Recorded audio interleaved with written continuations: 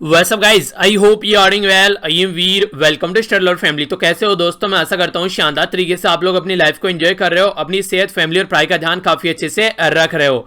देखिए, लाइफ में ना हर एक इंसान के सामने कोई ना कोई प्रॉब्लम होती है। तो यहाँ पर बोला गया है कि make yourself in such a way that you are always part of solution, not a problem.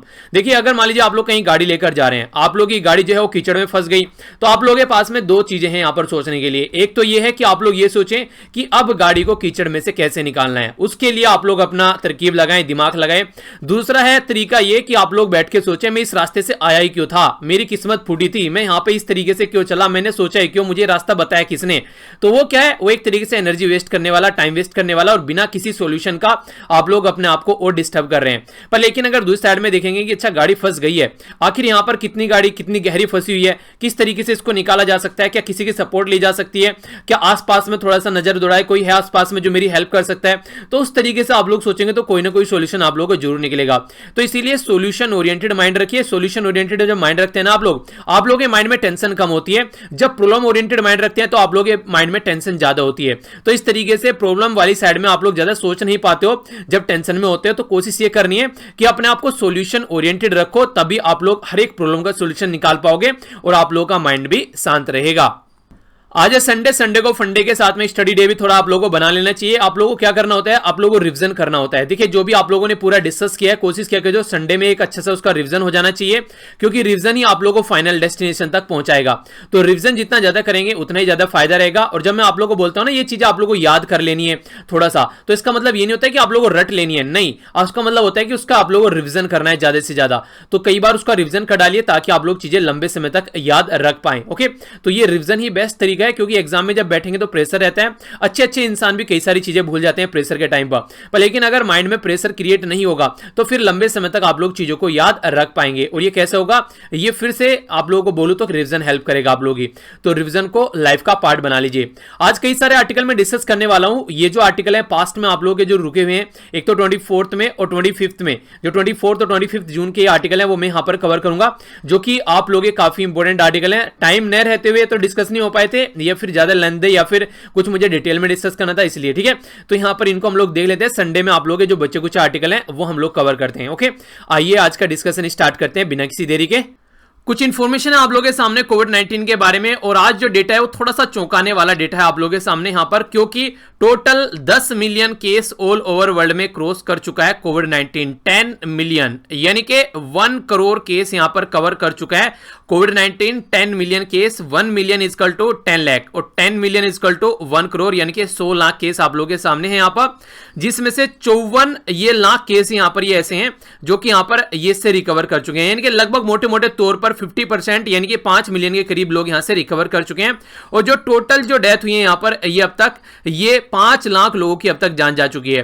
तो डेटा बड़ा ही डिफरेंट सा हो गया यहां पर। ये भी यहां पर टोटल मिलियन में पहुंच गया, 10 मिलियन में, और ये भी यहां पर 5 लाख क्रॉस कर चुका है। और इसी के साथ में हमारी कंट्री के लिए भी आज का दिन जो रहा ये सबसे टफ रहा, क्योंकि अब तक हमारी कंट्री में सिंगल डे में किसी भी दिन 20,000 केस नहीं आए थे। पहली बार अब यहां पर 20,000 केस आए एक सिंगल डे में हमारी कंट्री में। तो ये थोड़ी सोचने वाली बात यहां पर हो चुकी है। तो हमारी कंट्री में जो केस हुए हैं यहां पर ये 20,000 आए हैं, तो 5,29,000 केस हमारी कंट्री में टोटल अभी हो गए हैं। इसी के साथ में 14,000 लोग ऐसे हैं जो यहां से रिकवर किए हैं, और 16,103 लोगों की अब तक जान जा चुकी है। कल 6,000 अकेले जो केस आए ये आए यहां पर निकलकर महाराष्ट्र से, 3,000 दिल्ली से, और 3,500 से भी ऊपर थोड़े से तमिलनाडु से निकल कर आए। तो ये एक मोटा मोटा डेटा है आप लोगों के सामने। यूएसए टॉप पर चल रहा है, ब्राजील दूसरे पर, रशिया तीसरे पर, और इंडिया है चौथे नंबर पर।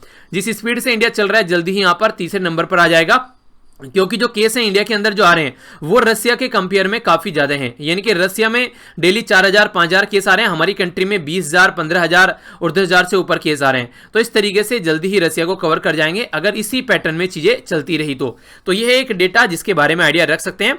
आइए अब आर्टिकल डिस्कस करते हैं। नेक्स्ट जो आर्टिकल है आप लोगों के सामने यहां पर हम लोग बात करने वाले हैं, ये है ट्रांसफॉर्मिंग एजुकेशन। देखिए, मैंने अब तक आप लोगों के सामने जो डिस्कस किए थे आर्टिकल वे थोड़े डिफरेंट थे। वहां पर बात की थी ऑनलाइन और ऑफलाइन एजुकेशन के बारे में।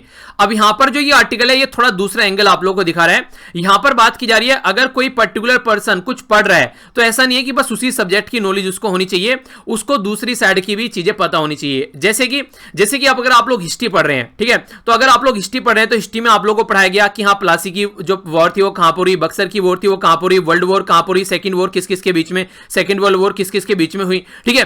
तो ये सारी चीजें आप लोगों ने पढ़ी होगी, बैटल ऑफ ट्राइन, ये सारी चीजें आप लोगों ने पढ़ी होगी। तो बेसिक पर्पज ये रहता है उस टाइम पर कि आप लोगों को वॉर के बारे में बताया जाए, कहां पर ये लड़ाई हुई, किस किस के बीच में ये लड़ाई हुई, तो ये चीजें रहती है। पर लेकिन यहां पर जो अब नया एंगल ऐड करने की बात की जा रही है, ये बात की जा रही है कि अगर आप लोगों को हिस्ट्री पढ़ाई जा रही है तो उसके साथ में आप लोगों को थोड़ा सा ज्योग्राफिकल एंगल भी उस पर्टिकुलर एरिया का बताया जाए।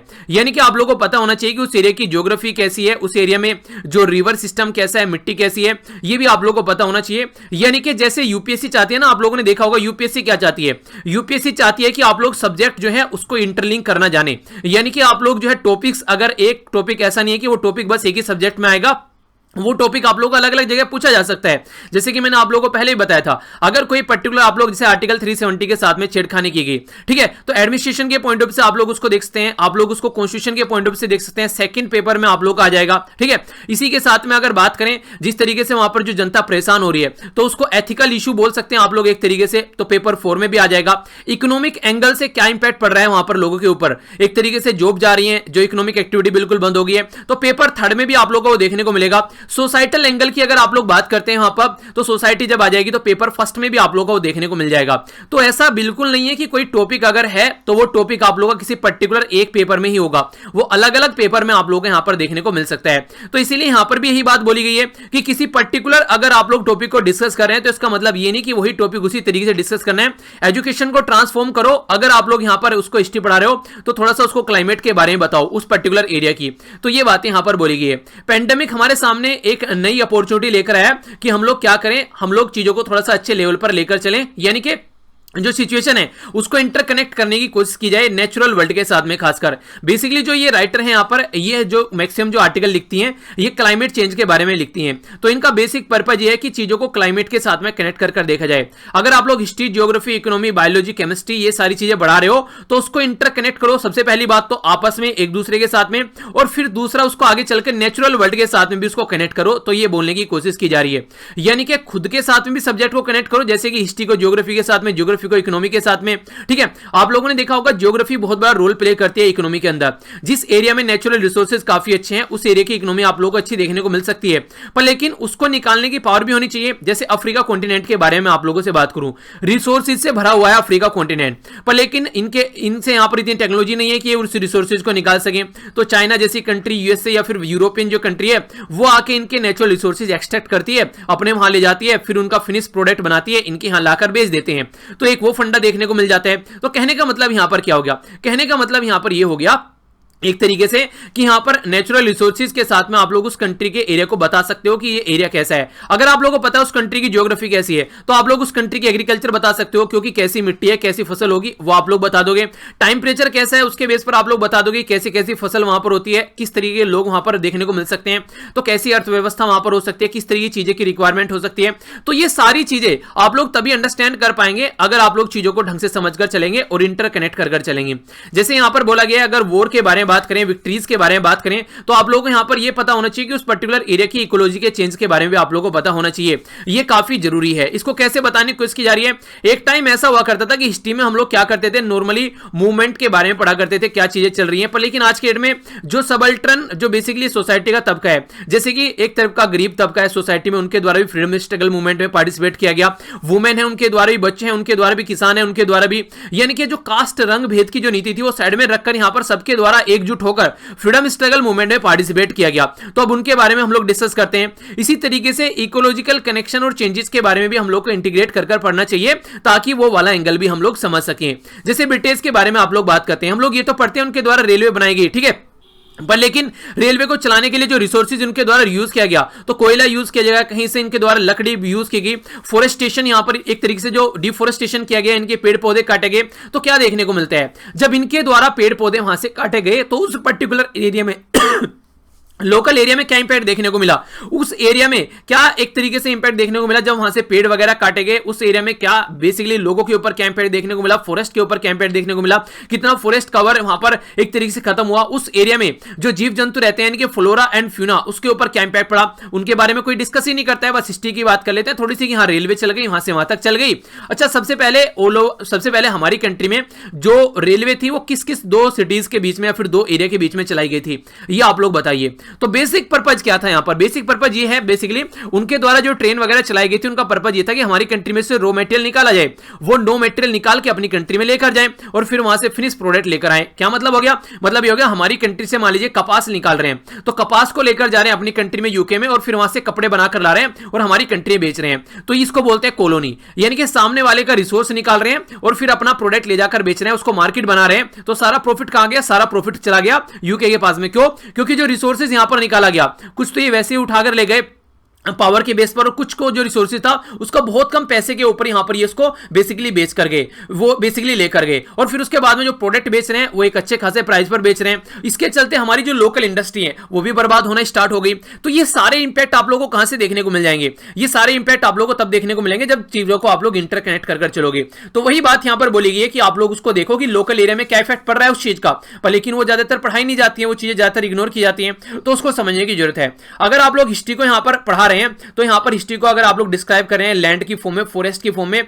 तो आप लोगों को कोस्टल एरिया के बारे में भी बात करो, वहां पर हिंटरलैंड के बारे में बात, जो हिंटरलैंड है उसके बारे में बात करो, वाटर बॉडीज के बारे में बात करो, दूसरे जो कॉमन्स हैं उनके बारे में बात करो, यानी कि सारे एरिया के बारे में बात करो। ऐसा नहीं कि एक पर्टिकुलर एंगल आप लोग यहां पर बताकर चल रहे हैं। बायोलॉजी और केमिस्ट्री के बारे में बात की जा रही है। पीरियोडिक टेबल का मतलब ही बायोलॉजी नहीं होता है, आप लोग इनको और सारी चीजें पढ़ा सकते हैं, जैसे कि आप लोग समझ सकते हैं यहां पर नेक्स्ट यहां पर अगर ऑर्गेनिज्म, सेल, इसी के साथ में जो एक तरीके से फ्रेमिंग ऑर्गेनिज्म के बारे में बात की जा रही है। नेक्स्ट एनर्जी इंफॉर्मेशन एक्सचेंज के बारे में बात की जा रही है।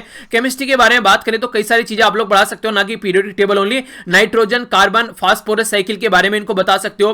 बायोस्फीयर, रॉक्स और मिनरल्स के बारे में बता सकते हो, कैसे कैसे इनका मिक्सचर होता है। तो ये अलग अलग एंगल भी आप लोग यहां पर इनके साथ में इंक्लूड कर चलो, ये काफी जरूरी भी है और इससे काफी फायदा देखने को मिलेगा। तो इससे क्या होगा? एक अंडरस्टैंडिंग बढ़ पाएगी, इंटरलिंक चीजों को लोग कर पाएंगे और बच्चे अगर इस तरीके से इंटरलिंक करना एक बार सीख गए तो फिर लाइफ में कभी मार नहीं खाने वाले हैं वो बच्चे। तो इसलिए ये रेस्पॉन्सिबिलिटी किनकी है? ये रेस्पॉन्सिबिलिटी उनकी है जो यहां पर करिकुलम तैयार करते हैं, जो यहां पर पढ़ाते हैं। तो सबसे पहले तो यहां पर करिकुलम जैसा होगा उसी के हिसाब से तो पढ़ाया जाएगा, जैसे सिलेबस होगा, जैसे सब्जेक्ट होंगे उसी के हिसाब से पढ़ाया जाएगा। तो इसी के चलते सबसे ज्यादा अंडरस्टैंडिंग अगर आप लोग क्लाइमेट चेंज के बारे में करनी है, और क्लाइमेट चेंज की वजह से जो क्लाइमेट चेंज होता है जिनकी वजह से एंथ्रोपोजेनिक एक्टिविटी की वजह से, एंथ्रोपोजेनिक एक्टिविटी क्या होती है? आप लोग गाड़ी चला रहे हैं, ठीक है, तो उसमें ईंधन जला रहे हैं तो उससे कार्बन डाइऑक्साइड निकल रही है। आप लोग फैक्ट्री चला रहे हैं उसमें से आप लोगों को देखने को मिलेगा जो एक तरीके से क्लाइमेट चेंज है वो होता हुआ नजर आएगा, क्योंकि टेंपरेचर बढ़ता है। तो इसी के चलते ग्रीन हाउस गैस निकलती है बहुत सारी। तो आप लोगों को सबसे पहले करिकुलम डेवलपर जो है उनको फोकस देना पड़ेगा। रिस्ट्रक्चर कीजिए करिकुलम, सिलेबस वगैरह रीबिल्ड कीजिए मटेरियल, ताकि बच्चों को नॉलेज दी जा सके एक अच्छे लेवल की। और ऐसा नहीं है कि ऐसा हो नहीं रहा है, ऐसा हो भी रहा है। जैसे यहां पर बात की जा रही है अनरूली वाटर। अनरूली वाटर जो यहां पर ये किताब है ये लिखी गई है सुनील अमृत के द्वारा। तो इनके द्वारा क्या किया गया है? इनके द्वारा कोशिश की गई कि हिस्ट्री को यहां पर रिवर, इसी के रेन, रिवर और कोस्ट के हिसाब से भी यहां पर उसके ऊपर फोकस दिया जाए। तो ये क्या हो गया? एक तरीके से हिस्ट्री को यहां पर ज्योग्राफी वाला एंगल कनेक्ट कर यहां पर पढ़ा रहे हैं, तो ये काफी जरूरी है। नेक्स्ट बात की जा रही है यहां पर इंडिका। इंडिका यहां पर जो किताब है इसके बारे में बात की जा रही है। तो यहां पर ये प्रेम लाल जिनके द्वारा बताया जा रहा है। तो जियोलॉजी को बेसिकली नेचुरल हिस्ट्री के साथ में इनके द्वारा साइमल्टेनियसली पढ़ाया जा रहा है। तो एक अच्छी चीज आप लोग यहां पर इसको बोल सकते हैं। नेक्स्ट बात की जा रही है यहां पर अमिताभ घोष के बारे में। तो ग्रेट जो यहां पर जो ग्रेट डिसअरेंजमेंट के बारे में, अगर जो यहां पर डिसएग्रीमेंट के बारे में अगर आप लोग बात करते हैं, सॉरी है बेसिकली द ग्रेट डायरेंजमेंट, ठीक है, तो इसका मतलब होता है एक तरीके से गड़बड़ी, ठीक है, तो इस तरीके से आप लोग बोल सकते हैं, या फिर अव्यवस्था आप लोग इसको बोल सकते हैं। तो इसके बारे में बात करें तो अमिताभ घोष के द्वारा यहां पर इंपीरियलिज्म के बारे में बात की गई थी। जैसे मैंने अभी आप लोग कॉलोनी के बारे में बात किया ना, तो वहां पर भी क्लाइमेट चेंज के बारे में आप लोग बात कर सकते हैं। हिस्टोरियन, नेक्स्ट यहां पर एक हिस्टोरियन के बारे में बात की जा रही है। उनके बारे में बोला जा रहा है कि इनके द्वारा जो इकोलॉजिकल चेंज है उसको मॉडर्न हिस्ट्री के साथ में इनकॉर्पोरेट करके पढ़ाया गया, ठीक है। तो कहने का मतलब यहां पर यह कि अलग अलग तरीके से जो लोग हैं उनके द्वारा ये काम किया गया। हाइपोथेसिस जो जेम्स लवलॉक है इनके द्वारा यहां पर कोशिश की गई कि जो फिजिकल वर्ल्ड है उसके साथ में बेसिकली एक तरीके से लाइव क्रिएचर को इंटरेक्ट कर एक कॉम्प्लेक्स जो इंटीग्रेशन होता है, एक इंटरेक्शन होता है, उसको यहां पर पढ़ाया जाए ढंग से। यानी कि यहां पर बेसिक ऐसा है, जैसे आप लोग देखते हैं, अगर आप लोग जैसे मैं पढ़ा रहा हूं यहां पर, ठीक है, तो आप लोगों को एजुकेशन प्लस मोटिवेशन, इसी के साथ में जो लाइफ से रिलेटेड कई सारी चीजें जो मुझसे लगता है कि मुझे आप लोगों को बतानी चाहिए, तो वो आप लोगों को मिल जाती है यहां पर।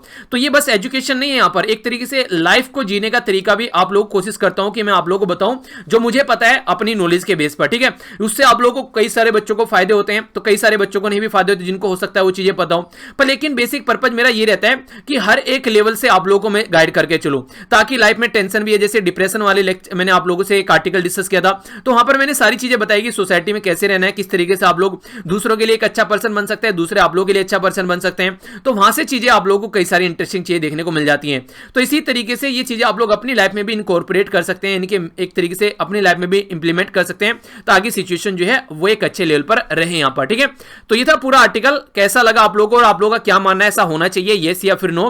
तो उसको लगभग आप लोग 100 शब्द में लिखने की कोशिश कीजिएगा। ठीक है, आप लोग क्या सोचते हैं इसके बारे में?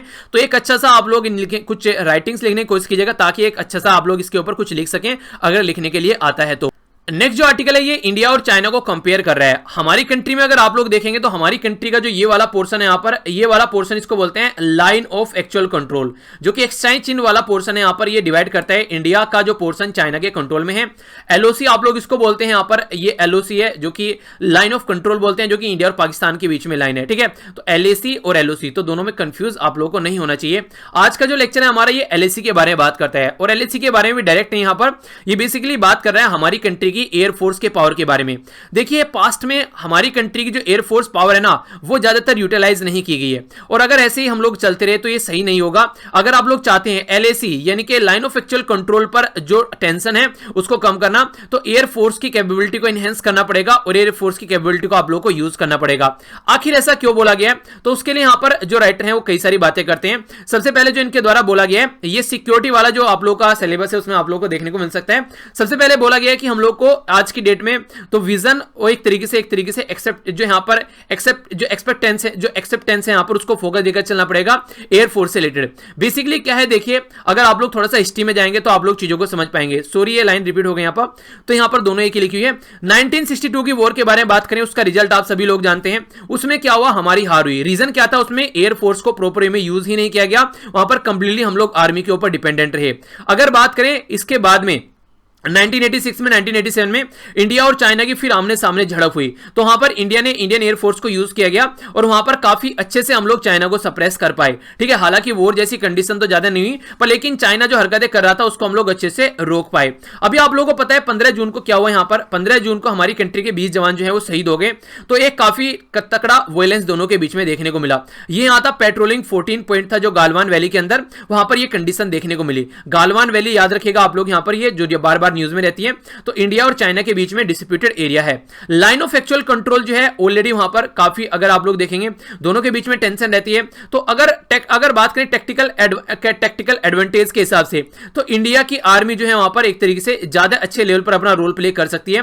बोला जा रहा है अगर चाइना का वहां पर कोई एक बंदा है, तो आप लोग अपने 5 बंदे वहां पर खड़े करो, यानी कि चाइना की पावर के 5 गुना पावर आप लोग वहां पर लोगों को रखो। ये काफी इंपॉर्टेंट है यहां पर। इससे क्या होगा, आप लोग जो है वो एक तरीके से ज्यादा ताकतवर साइड में अपने आप को रख पाएंगे। दूसरा इंपॉर्टेंट फैक्ट यहां पर एक स्टडी की गई है, जो यहां पर हार्वर्ड कैनेडी, ये बेसिकली स्कूल के अंदर में, इसमें बोला गया इंडिया और चाइना की एयरफोर्स के बारे में जब यहां पर एनालिसिस किया गया, तो बोला गया अगर एयरफोर्स के बारे में हम लोग बात करते हैं तो क्वालिटी के पॉइंट ऑफ से भी और क्वांटिटी के पॉइंट ऑफ से भी हमारी एयरफोर्स जो यहां पर चाइना की पीएलए यानी कि एक तरीके से पीएलए एयरफोर्स है, यानी कि जिसको पीपल्स लिबरेशन आर्मी एयरफोर्स बोलते हैं, उसके ज्यादा ताकतवर हमारी कंट्री की एयरफोर्स देखने को मिल जाती है। तो उसके चलते ये चीजें बता रहे हैं कैसे ज्यादा ताकतवर है। हमारे पास में 4th जनरेशन एयरक्राफ्ट है, सुकोई 30, MKI मिराज 200, MiG-29, तो ये सारे सुपीरियर हैं ऑलमोस्ट। अगर आप लोग बात करें J-10, J-11, सुखोई 30, MKK, तो उनसे अगर चाइना के साथ में कंपेयर करें, यानी कि हमारे पास में ज्यादा पावरफुल एयरक्राफ्ट हैं as compare to China air force के कंपेयर में। दूसरे अगर हम लोग बात करें यहाँ पर ऑपरेशनल बेस के बारे में बात करते हैं, तो हमारी कंट्री के जो ऑपरेशनल बेस हैं LAC के पास में वो ज्यादा है एज कंपेयर टू चाइना के, तो यहाँ पे भी हमारे पास में एडवांटेज है चाइना के कंपेयर में। नेक्स्ट बात की जा रही है यहाँ पर, एक तरीके से अगर आप लोग देखें यहाँ पर हम लोग को देखना पड़ेगा बेसिकली सर्विलेंस के पॉइंट ऑफ व्यू से, अगर आप लोग चीजों को लेकर चलते हैं। ठीक है, अगर चाइना कल को हमारे यहां पर अटैक भी करता है हमारे बेस पर, तो फिर भी हमारे पास में इतनी कैपेबिलिटी है कि अच्छे से हम लोग उसको रिटेलिएट कर पाएंगे। तो ये काफी अच्छे से आप लोग इसको बोल सकते हैं। इसी के पास में काफी एडवांटेज है हमारे पास में एयर मोबिलिटी के बारे में। अगर हम लोग सामान एक जगह से ले जाना चाहते हैं तो काफी लार्ज स्केल पर ट्रांसपोर्ट हम लोग कर सकते हैं चीजों को। C-17 इसी के साथ में यहाँ पर जो बात की जा रही है, ये बेसिकली सारे जो प्लेन के बारे में बात की जा रही है यहाँ पर आप लोगों के सामने। ठीक है, तो यहाँ पर बात की जा रही है IL-76, IAN-32, ये है यहाँ पर C-130। ठीक है, तो ये सारी आप लोगों के सामने है यहाँ पर, जिनके बारे में आप लोग आइडिया रख सकते हैं। तो ये वो एरिया है जहां पर हमारे पास में काफी एडवांटेज है। नेक्स्ट बात की जा रही है यहाँ पर मी 17 सीरीज के बारे में, ठीक है। चिनूक जो इंडियन आर्मी के पास में है, यहाँ पर एक तरीके से हमारे पास में है, तो काफी अच्छा एक तरीके से कॉन्फिडेंस आता है इंडियन आर्मी के अंदर में। नेक्स्ट यहां पर बात की जा रही है अपाची के बारे में, ठीक है, तो ये भी आप लोग याद रखिएगा। अपाची वो हेलीकॉप्टर है जो यूएसए के द्वारा अफगानिस्तान में यूज किया गया, 12,000 से लेकर 14,000 की फीट से यहां पर ये अटैक कर सकता है। तो हमारी एयरफोर्स के पास में ये एक सिग्निफिकेंस आप लोग बोल सकते हैं, ये भी काफी इंपॉर्टेंट है जिसको हम लोग यूज कर सकते हैं, काफी एडवांस है चाइना के कंपेयर में। दो एरिया ऐसे हैं जो कंसर्न के हैं, एक तो S-300 और S-400, ये एयर डिफेंस सिस्टम है चाइना के पास में। अगर हम लोग कुछ भी अटैक करेंगे तो हवा ही हवा में उसको डिस्ट्रॉय कर दिया जाएगा, तो इनको भेदने वाला यहां पर हमारे पास में कोई औजार होना चाहिए जिसको हम लोग यहां पर इनको भेज सकें। दूसरी बात की जा रही है पीएलए की लॉन्ग रेंज जो बेसिकली मिसाइल है इनके पास में, क्रूज मिसाइल 500 से लेकर 3,000 किलोमीटर तक वॉर कर सकती हैं, जो H-6 बॉम्बर के थ्रू यहां पर हमारी कंट्री पे अटैक किया जाए अगर। तो हमारे पास में क्या है, हमारे पास में सुखोई 30 के थ्रू हम लोग 300 किलोमीटर की रेंज तक यहां पर जा सकते हैं। तो इसके चलते ये कुछ एरिया है जिनके ऊपर हम लोग फोकस देकर चल सकते हैं अगर चाइना को हम लोग को टैकल करना है। तो अक्साई चीन और तिब्बत वाले रीजन में भी हम लोग काफी एक तरीके से यहां पर अपने इस तरीके से यहां पर ये एक तरीके से टारगेट मल्टीप्लायर कर सकता है, पर लेकिन हमारे पास में थोड़ा सा और रेंज के ऊपर हम लोग को फोकस देना पड़ेगा। फाइनली अगर बात करें सर्विलेंस के बारे में, तो चाइना के पास में लार्ज आप लोगों को देखने को मिलेगा बेसिकली सर्विलेंस के बारे में इनका है, या ये है इनका याओगन, ठीक है। तो याओगन सीरीज की यहां पर इनके पास में आप लोगों को रडार सिस्टम सर्विलेंस के लिए देखने को मिलता है जो कि काफी कैपेबल है। तो हम लोग को भी अपने बेस पर फोकस देकर चलना पड़ेगा, सर्विलेंस के पॉइंट ऑफ व्यू से चीजों को बढ़ाना पड़ेगा। तो कुछ एरिया ऐसे हैं जिन पे काफी एडवांस है हम लोग, यानी कि घुमा फिराकर ये बोला जा रहा है कि हम लोग को चीजों के बारे में ध्यान रखना चाहिए और कहां पर हमारी एडवांटेज है चाइना के कंपेयर में, कम से कम उसको तो यूज करें, जहां एडवांटेज नहीं है वहां आप लोग एक बार को रहने दे, पर लेकिन एडवांटेज आप लोग जरूर यूज करो, ठीक है। तो ये बताने की यहां पर कोशिश की गई है। तो इंपॉर्टेंट है यहां पर चाइना और इंडिया की जो एयरफोर्स है उसकी पावर को थोड़ा सा कंपेयर करने की कोशिश की गई है, तो एक तरीके से उसको हम लोग एक तरीके से एडवांस में लेकर चल सकते हैं। नेक्स्ट यहां पर जो बात की जा रही है GEM के बारे में, इसको बोलते हैं गवर्नमेंट ई मार्केट प्लेस। इसके चलते यहां पर जो बेसिकली आप लोग समझने की कोशिश कीजिएगा, आज की डेट में गवर्नमेंट कई सारे सामान खरीदती है। मान लीजिए गवर्नमेंट ने क्या किया, अपने जो इंप्लॉय हैं उनको उन्होंने ड्रेस देने की कोशिश की, उनको उन्होंने मान लीजिए किसी को बैग देने की कोशिश की, या फिर उनको कोई और सामान दे दिया, जैसे पानी की बोतल देने की कोशिश की। इसी के साथ में अभी कई सारी और भी चीजें बांटी जा रही है गवर्नमेंट के द्वारा।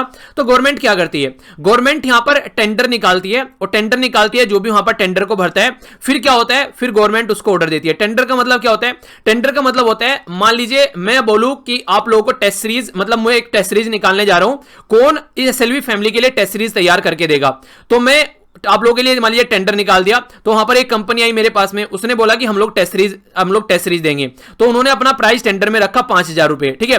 दूसरी जो कंपनी आई उन्होंने अपना टेंडर दिया, उसमें टेंडर में उन्होंने रखा 6,000 रुपए।